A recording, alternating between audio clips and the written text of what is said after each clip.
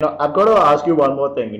Thinking from this global scale and starting from a place like Nagpur, and I think you guys take great pride in being the first metal band that came out of Nagpur, if I'm not wrong. You Yeah, know, that's true. so no, I've got to ask you. I don't know, but I've got to ask you. I mean, what was the scene like in Nagpur in the early days, if there even was a scene at all? How was it? Awesome question. I want to talk about this for the longest time. I'll say it as short as possible. So there are a lot of engineering colleges in Nagpur. There Right. are about 16 of them right now Hmm. on the outskirts. Hmm. And there's one VNIT. It's massive. Like people from Bharat Petroleum and all the big companies in the world Hmm. get hired from that college. Hmm. So everybody outside of India wants to apply for that college. It's just one step below an IIT or something. Yeah. So they have an annual festival because the students organize that, Right. and students are from Bangalore and different places from India. Hmm. So they used to organize this, and we were a band that used to play the Doors, and we used to play some other pop songs, and coming from the wedding scenes and want to Hmm. play rock, and that's what rock was. Hmm. And one guy pulled us out from the crowd, and we were just hanging out, and he was like, "You come here." He took us to his dormitory, his room, Hmm. and he was like, uh, "Sit here." He put his computer on, and he played this music video of "I'm Broken" by Pantera, Oh. and he's like, "Listen to this music. What I'm playing is like, don't play all that music." Like, what is this heavy stuff, man? And, like you watching Dimebag Darrell and Pantera. What just happened here? So we were like, just can you give us this music? Because there was no other way to get that music. Hmm. Dial-up internet connections was not even good enough to do a Google search Hmm. at that time in 2003, 2002. Hmm. So we were like, give us a CD. We took that CD, made 100 copies of that, and gave it to everybody. Oh, We nice. went back for more music, and that's how we had music. And we were just giving CDs because we didn't mind spending 20, $30 because we wanted to have a conversation with someone else. Oh, did you watch that? I gave you that CD. Hmm. That music is interesting, right? So we Right. just want to have that, and it's a small community. You just want something to talk about, then gossip about some other thing. So it started off that way, and more bands started listening to it. People started listening to the music, man, and it changed a lot of people's music taste. Hmm. And then we started playing all of that stuff. It was crazy. There were people at shows. We used to make money at that time, man. Hmm. We used to make money. We used to make like 5, 10 grand in 2003. We went up to like 25 grand. We used to charge the. We used to actually refuse shows if they were paying 15 grand. Yeah, like you said. Yeah, so we were like, damn, this the next step is going to go to Bombay, man. We are big here now. We're making 25,000 per gig now. Oh, You want to do this sweet. all? You want to make 50,000 bucks a gig now? How do you do that? Go to Bombay. So money is there. So from a small town, that's how you think. Hmm. That's how you think. You're like, okay, I am making money now. I cannot spend more of it here because there's nothing to do. There's Hmm. no pubs to go to. I can't spend money here. Hmm. I'm thinking, so I can spend money in Bombay. I can go to Raz. I can see more bands, connect with more people, and make more money. Hmm. So that's how you think. Hmm. So what happened at that time by us moving to Bombay was a bigger thing for the bands in Nagpur because they were like, this band has gone to Bombay, man. Now they are gonna make it. Yeah, and we have to follow in your footsteps or something like that. Yeah, we gave them that faith because if we didn't do that, they would have been like, "Are the band system also is the best band in Nagpur? Only they are still in Nagpur now. What fate? What do we do? Hmm. Yeah, exactly. We play." So it was a big responsibility for someone like me also. I felt because you're talking all big shit to everyone. Are listen to Pantera. Are this is crazy. That is crazy. And they are saying, okay, so now what are you going to do next? Hmm. So we'll move to Bombay and play for RAIT probably. It's like that. So that's how it has really impacted a lot of musicians out there in Nagpur, and a lot of people who were playing commercial music started writing their own music, Hmm. or at least listening to extreme metal. Hmm. I remember we played at a church function, which is a fete. They have this Bandra fair and all. So they had a fair like that, and we were playing there. And there was one metalhead, two, three metalheads came, and they were like, okay, we told them that there's a rock show and all, and no phones and all that time. We had to send notes to people and actually go invite them. We're like, there's a show and all, you want to see, we're going to play corn and stuff. So they were like, oh wow. They came there to the concert, and kids and all, church ka public, Catholic crowd. Hmm. One, two guys came at the barricade and started shaking it so bad.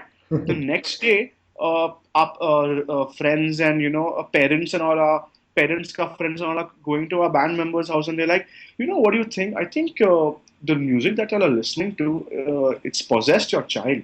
I don't think y'all are music. Because the guy, he couldn't shake those barricades like that. He went mad. I think there's a demon inside of him. Oh We shit. like, okay, now we're gonna play more of it. This can't be happening, man. Like in 2003, 4, you can't be thinking this way, man. So that's what a small town is and what it does to you. Hmm. So when we came from that, environment, it helped us actually a lot. Probably we wouldn't feel like the sea we were born and brought up here in Bombay. Hmm. Right. So, this sounds amazing. And, I'm wondering, have you ever gone back to Nagpur and seen what the scene has developed to today? Yeah. So the last time we played in 2009, Hmm. 300 people at a show, man. Oh. And we only organized it, so it's you make money actually off that gig. But then we don't want to do the same thing because we want to do something. We've always been thinking about this. We want to take some bands from probably Bombay. We Hmm. just want to go and play ourselves there, because when they see another band come with us from Bombay and then they see us play, then it's much bigger. Hmm. And we've got some offers to play there, but we really didn't do that because this year we've been focusing on the album, Hmm. and it's been really intense for us, so we really didn't play. Hmm.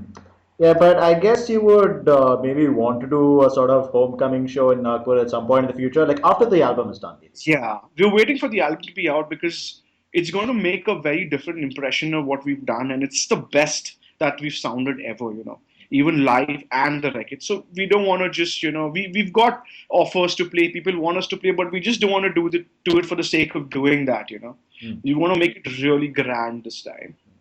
Oh, I bet. And so, have you set a definite release date for the album yet? Oh yeah, so that's something that we're going to do in 2016. We're going to release it in Europe at the shows only, so it'll only be CDs for sale at the shows. Hmm. But we're going to do this in 2016 in India. We're going to have some gig and launch it there. Hmm. And there's some PR work also we're doing, and there's some music videos in the pipeline, and we want to release it all together, not just the album and then the music video. Probably we'll release one song with the music video. We're still working that out, and we don't want to spend too much time on that because we're focusing on the tour right now. So we just kept all of those things, for the next year, which is Jan. So probably Feb or Jan end is something, we'd have the release in India or a worldwide release probably. Yeah, right. So, have there been any details confirmed, any shows confirmed to promote the album launch tour in India? We've been speaking to some people, but then it's not nothing is confirmed. Like, but we've been talking to some organizers in an agency in the US Hmm. for a tour in April in the US. Okay. So March or April. So we probably be doing that, but then we want to make sure if we do it with 6 feet under now, we got to do it with someone who is on that same headlining, because we need the audience. We don't just want to do a tour because there's a lot of tours you can just go and do and not even come back home. You can just be there in those countries. Hmm. There's so many tours, smaller bands you can tour, but we want to tour with someone who, when the people come to the shows, they know what their music, they really know what they want to listen to, and the connection. So there's a lot of time getting spent on that. So we're choosing what tour we want to do in 2016. But like I said, in India, it's a little tougher because it costs the same, to be frank. Hmm. If I want to do a tour here, it'll cost me the same on my own.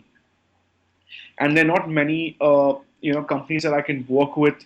There's only OML. They do big shows. There's nobody else who would understand what the way we want to do it, and we just don't want to do just music just for the sake of it. We'd rather not do it. That's why we didn't play this whole year. Hmm. We had shows coming in, but then we were like, let's just wait, because we are doing this for the long run. We're not just doing this as a one-off thing, And you got to learn patience, man. That's the only way you can do it right, I feel. And we've learned from all of this. We've always been hasty, and all bands go through this. You just want to do a show for free. They want to just do it. But we've done all of that, man. We've grown from that. So we want to make sure that we do something and we think about it, because it affects a lot of people. There's timelines. Everybody's doing their own stuff. They're working, and everything has to be taken into account. Hmm. Awesome, awesome. And I've got to tell you, thank you so much, Samron, for talking to us at Centuries of Sin. It was a very revealing interview, one of the most revealing ones we've ever had. And all I can say is best of luck with the regression, best of luck with the tour, and just, best of luck with the future course of System House 33 for the future.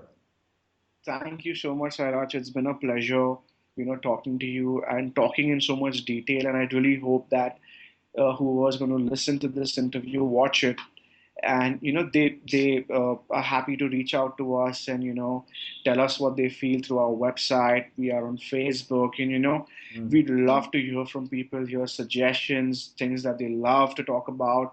It's a window, Facebook and our sites, that you can connect to the people. So I hope this interview helps bring that. And, I hope so too. And for all you listeners who are tuning into Centuries of Sin, keep track of System House 33, keep track of their album Regression, keep track of their Xmas in Hell tour. If you can make it there, fantastic. And this has been our interview with Samron Jude of System House 33. Thanks a lot for listening. Hey guys, thanks a lot for tuning into another video by Centuries of Sin. If you like what you saw, why not like, share, and subscribe? And if you want to check out more videos, articles, photos, and cool heavy metal content, be sure to check out our main blog on WordPress, as well as our Facebook, Twitter, and SoundCloud. See you next time.